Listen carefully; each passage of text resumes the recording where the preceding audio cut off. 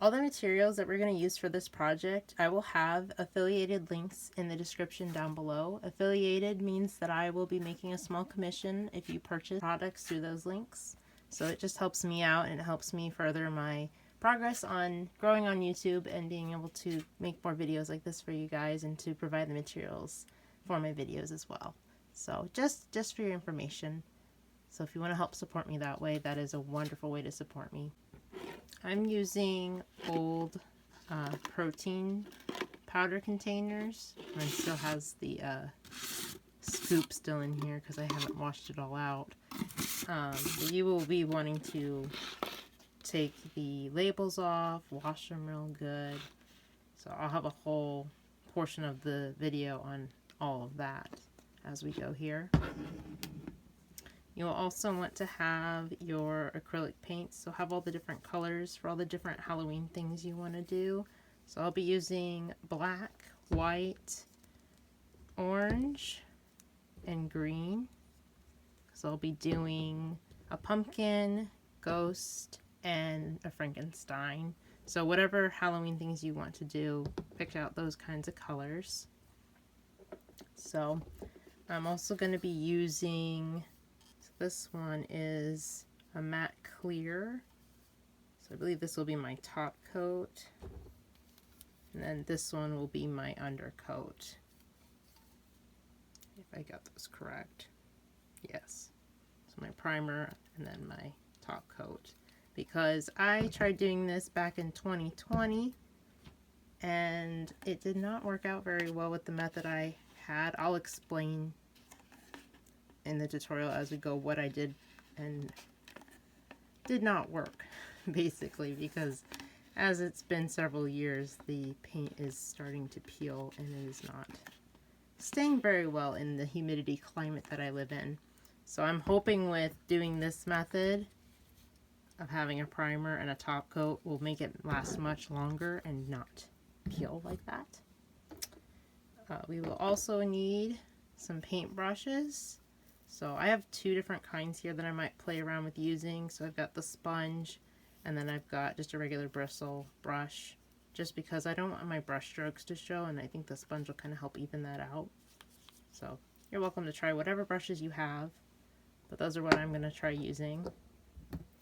And if you're going to be doing a bunch of different lines, or you need things to be straight, or you're worried about your colors, I would suggest painter's tape. This tape I have is very old, so I need to get myself some painter's tape here, but something that'll help with your colors and all that.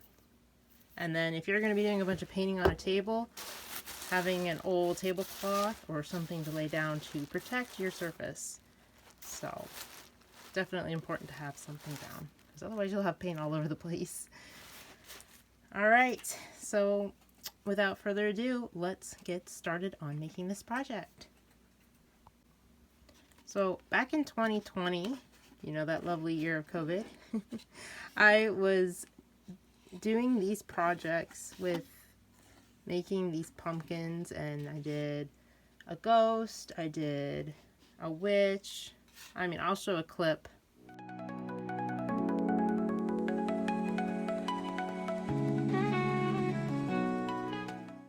They're not so hot looking because, like I said, over the years with the humidity and the way I've stored them, they have come apart and they're peeling and they're just not looking so good, and I don't really want to display them anymore. So I'm going to try this year making a new way. But what I did the first time around is I just took white paint, because this was such a smooth surface. I wanted to make sure that it would stick. And at the time I was unable to get chalk paint, so I just did white acrylic paint first as good as I could, and then I used whatever color on top.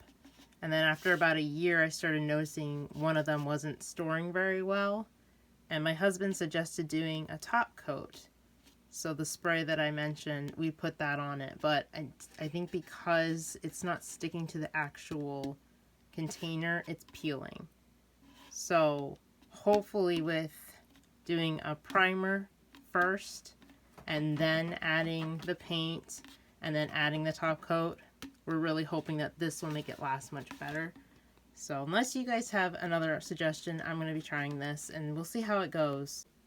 As for removing the labels, I can't remember if these will peel off very well, but sometimes when you have a container that doesn't peel off very good, I have done where I'll take a baking soda and vegetable oil and make a paste. So like I'll take this part off as best as I can, and then if there's like, you know, there's that papery sticky residue, I will put that throughout the entire thing with a pasty thing. And like I said, I can show that. I might try a couple methods to show you which one works best, and then I'll let it sit for a little bit, like usually like 10 minutes or so, and then I usually will scrub it off with some soap, water, and a sponge that you don't care about so much.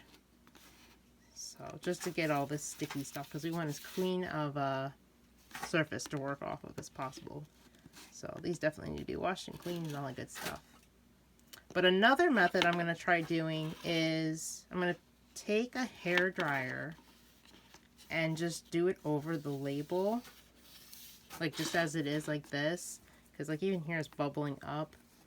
And I've done that with some other containers where the heat from the hair dryer will actually soften the sticky thing on the back. I don't know what to call that.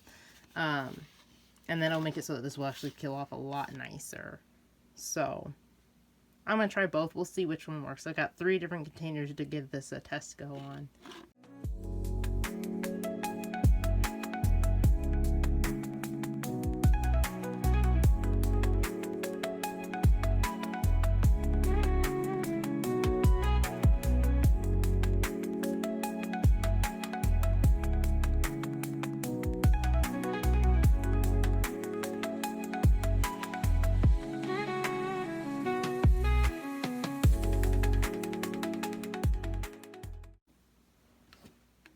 Alright, I did my first one. That was the clip I just showed where I was attempting when I first started. And I could tell it was helping quite a bit, and then I got a little impatient and just started going at it. And you can see what happens without the heat, so it does leave the paper behind. It does still leave some sticky, but I think it's because I'm just a little impatient with waiting for this to heat up, because here I've been doing it and it's coming up, whereas it wasn't before I added the heat. Like right here, it's gonna stick. So if you're patient, the hairdryer method or heat method will probably work best. I'm probably still gonna have to do my baking soda mixture to make the sticky go away, but it'll be nice to not have quite as much, so the heat will definitely be helpful in this instance. So I'm just going to try and be as patient with this as I can to try and peel off as much of this so we can keep it as smooth as possible.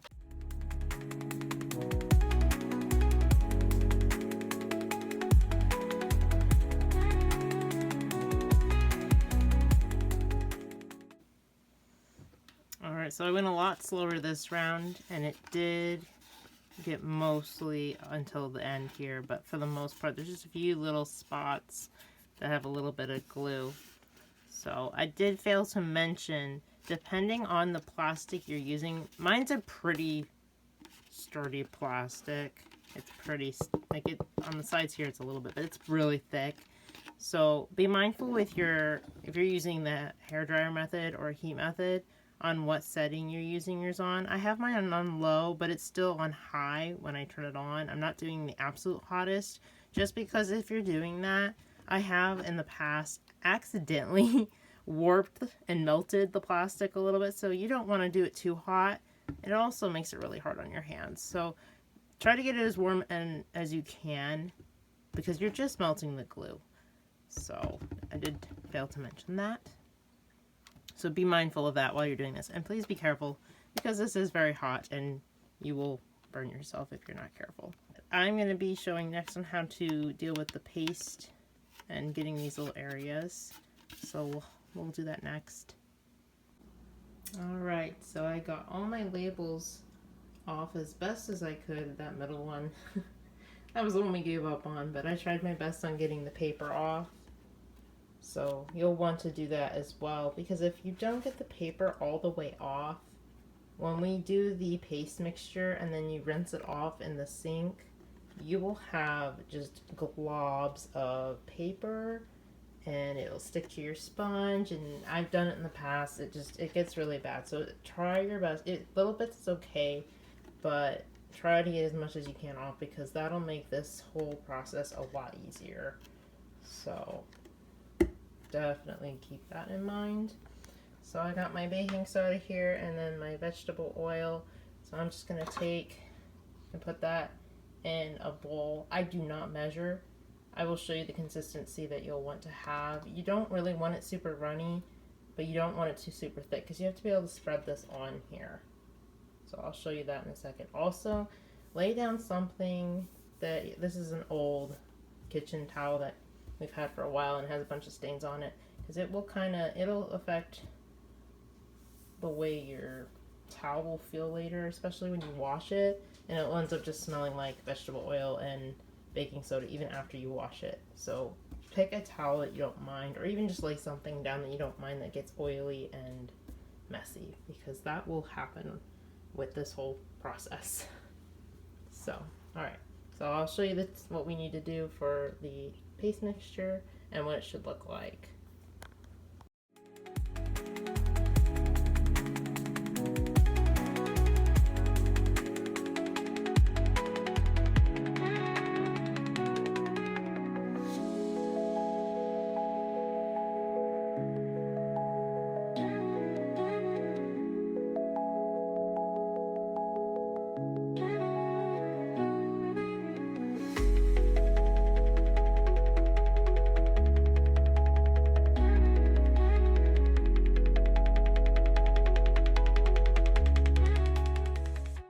This is about the texture that you want, where it's a little runny. You can always add a little bit more baking soda if you think this is a little too runny, because it will drip down your project as you're putting it on and smoothing it all out. As you can see, it's already kind of, I might add a little bit more to mine.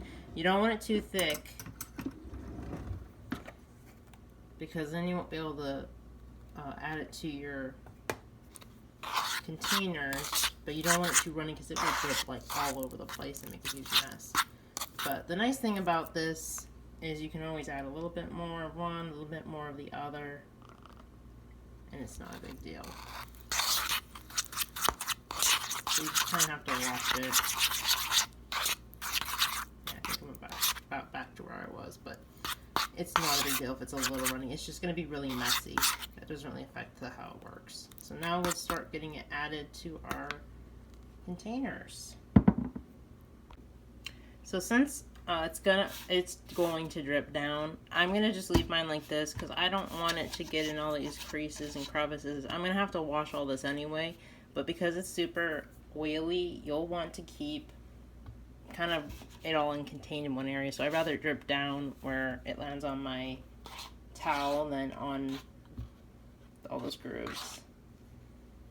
But I will turn it on its side right now and just try to get the areas that are, you know, sticky.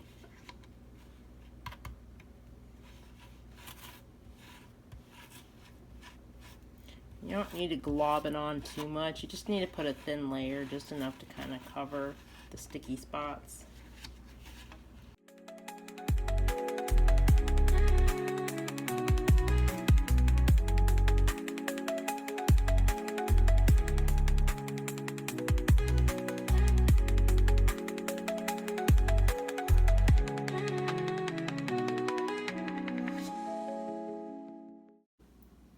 So I got my paste on my containers. This one was a little runnier. And as I did a second one, it was just a smidge thicker, and it's holding on a little better. So like I said, try not to have it as runny. It should still work, and if it doesn't, you can always try another round. But I'm gonna let this sit. I don't want it to dry. I just want it to kind of just set for a bit. So I give it about 10-15 minutes of just sitting like this. And then we'll take it to the sink and wash it with some soap. So just regular liquid dish soap. What I like to do with this paste is I kind of like to rub it in after it's sat for a little bit. Just kind of in the areas. Just to make sure that it's kind of getting in there before I go in with my sponge.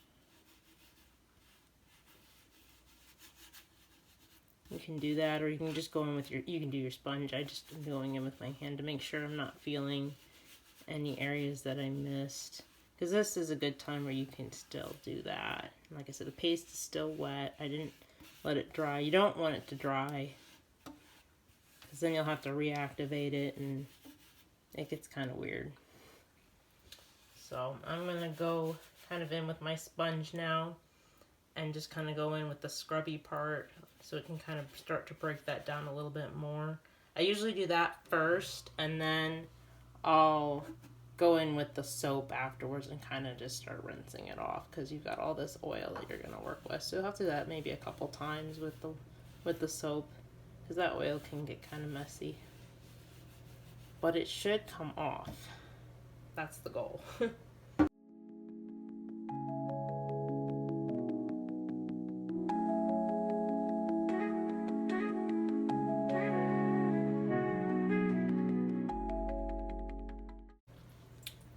Alright, I think I've got most of, there's a little spot right here that I'll have to rub, but most of the sticky stuff came off. It's just really slippery and oily, but I gotta wash the insides of these too because they still have the powdery residue, so I'll go in really good with a soapier mixture and more soap.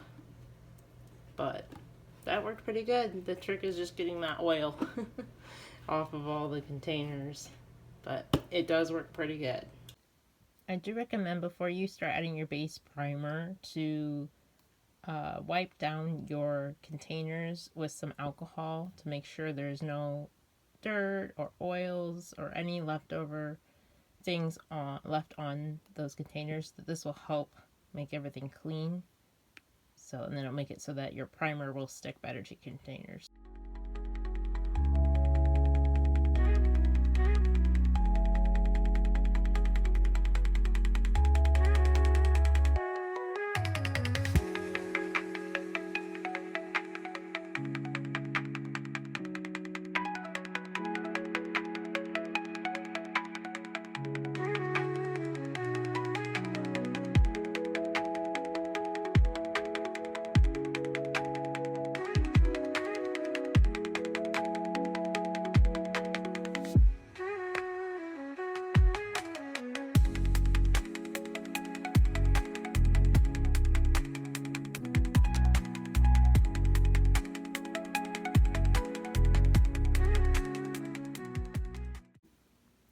So as you just saw in my little clips, we did add our primer.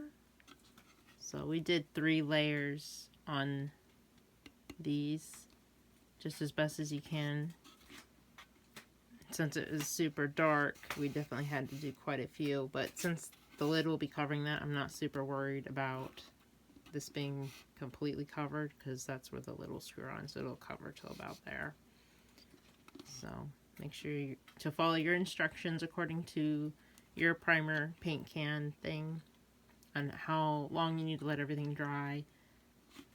So this gives it quite a texture, so that I hope will really help with keeping our acrylic paint to stick to this. So make sure you have your plans on what you're going to do for all your colors. So like I said before, I'm going to be doing a ghost, a Frankenstein, and a pumpkin. So start figuring out what colors you're going to do for everything. With mine, so say this one's going to be my Frankenstein one. So this is going to be my top. Let me move this out of the way. So this is going to be my top part. So this is going to be his hair. So I'm going to be painting this one completely black, because that will be the top, and then I'll have some point down here where I'll do his hair and all that, and then the green. So be figuring out how you want to do yours. So like, and then for my pumpkin, I'm just going to do it like you saw the one at the very beginning of this video when I was showing the paint that was flaking off. It was completely orange except for its face.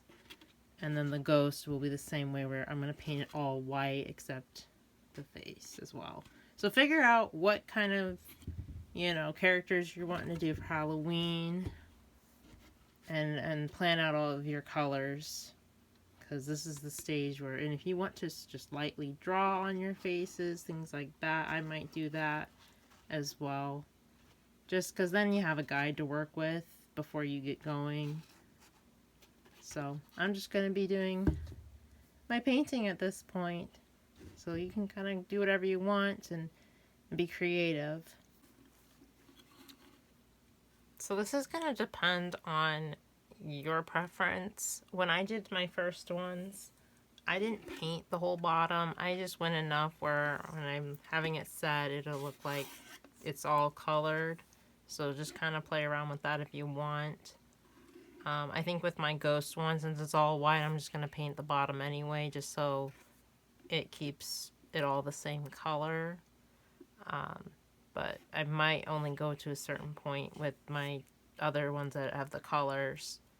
So just preference on that. Decide what you want to do, because you don't necessarily have to paint the bottom unless you're setting them up in such a way that you're going to see the bottom. But I plan on just having mine setting on shelves and stuff, so I don't plan on seeing the bottom. So I'll probably only go for a little ways there. So up to you guys. And just a reminder, with acrylic paint, you want to make sure you put as thin of a layer as possible, because it'll make it dry better and it will dry faster, and it also won't make it so it's globby. So that's something I have to remind myself to do, because I get impatient and I just glob it on sometimes. So make sure to remember to be as thin as you possibly can and do as many coats as you can to, you know, make it so that the white doesn't show through. Because like I'm going to be doing black right now, and it's going to probably take a couple coats. And if you have acrylic paint, so as you can see, this one is much newer and I have much older, it's much thicker. You want it to be more runny. So what I'll do sometimes is I'll just take, you know, a paintbrush, and I always have some water to the side. And you can add some water and mix it in and make it runny like that. It'll make it apply so much better, and it will dry much faster. So like I was saying about making it all goopy, you'll want to make sure it's not like that. So just for information with acrylic paint 101. Some people don't know that. I didn't know that until somebody told me that you're supposed to do that.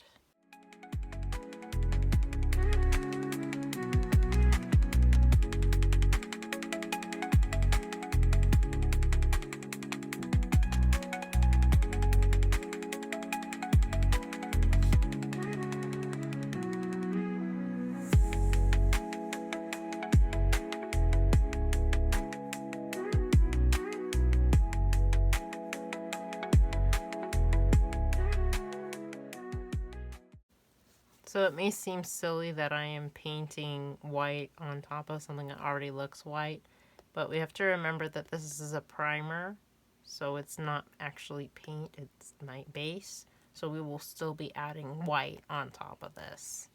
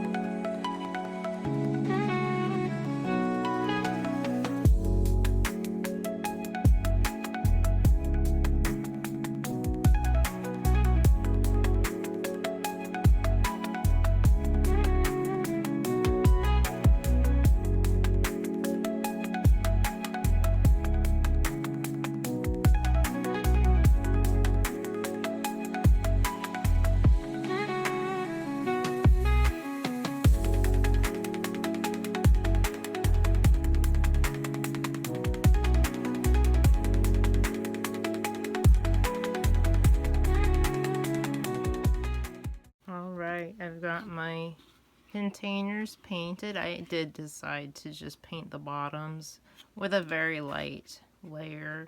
I didn't go as many layers like I did. I did about 2 or 3 coats on all the sides except for on the bottom. I just did a light layer just because it looked weird and it just looks better, I feel like, overall.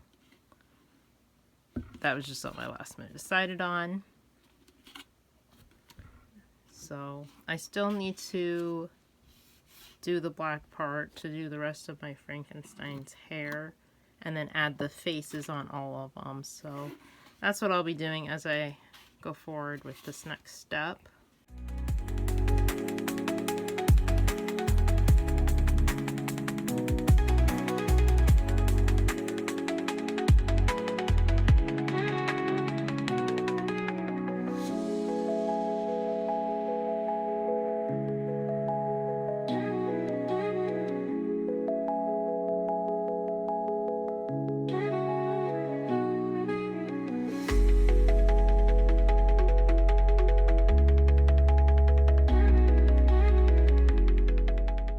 Is a great time that if you're wanting to just lightly draw on your eyes and noses or whatever faces, parts of your face, this is the time to be doing that. I think when I did this the first time, I did just lightly go in with a pencil, and some of it I might just freehand because you're just adding eyes. Like for the ghost, I'm just going to be adding eyes and an open mouth.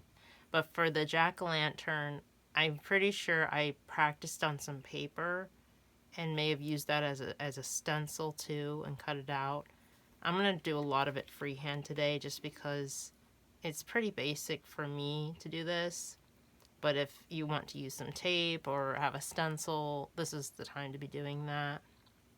I'm using a pretty straight brush, so that's helping me being able to get things more precise. So like with my Frankenstein, I just...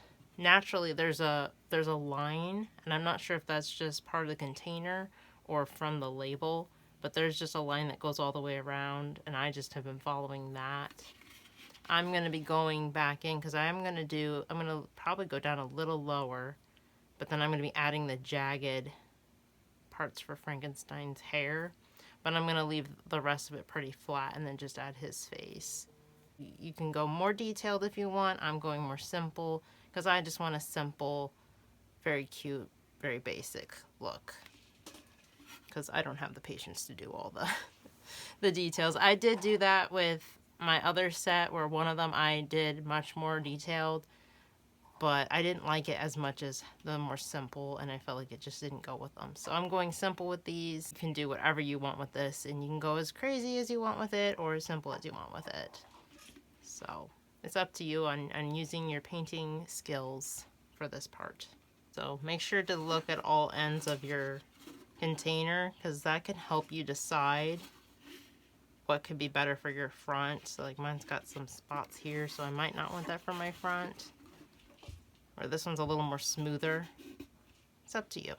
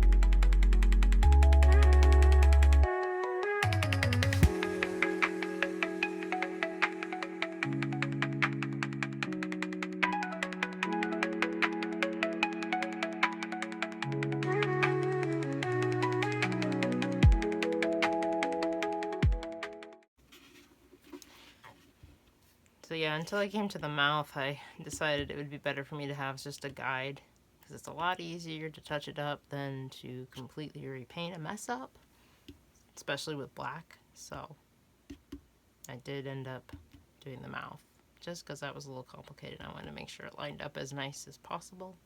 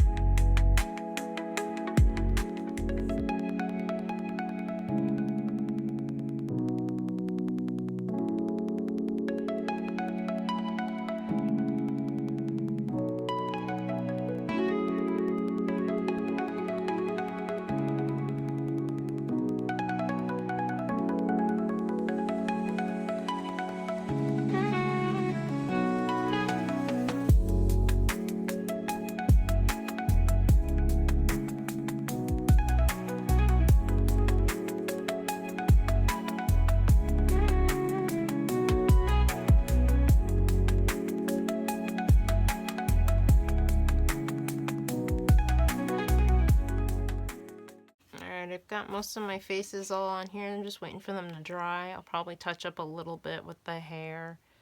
But they are pretty much ready for us to start adding our top coat. So our sealant that will protect all the paint and hopefully will keep it from being scratched. It will also give it kind of a glossed finish as well.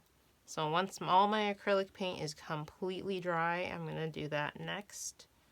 And then we'll be finished with these.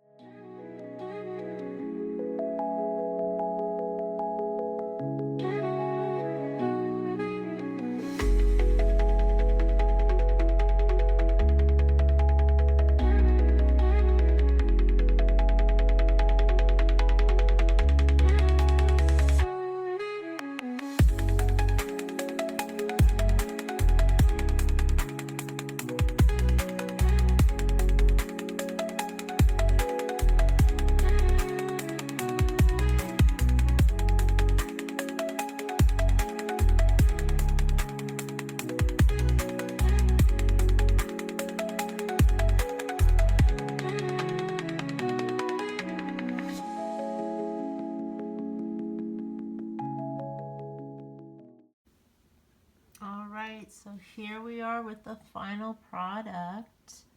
I have the top clear coat on these, so hopefully they'll do well in storage and for many more years to come.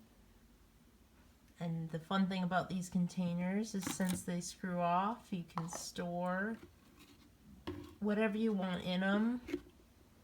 I usually just store my decor in them when I store all my stuff to just save on space. But you can definitely put things in them, put treats in them.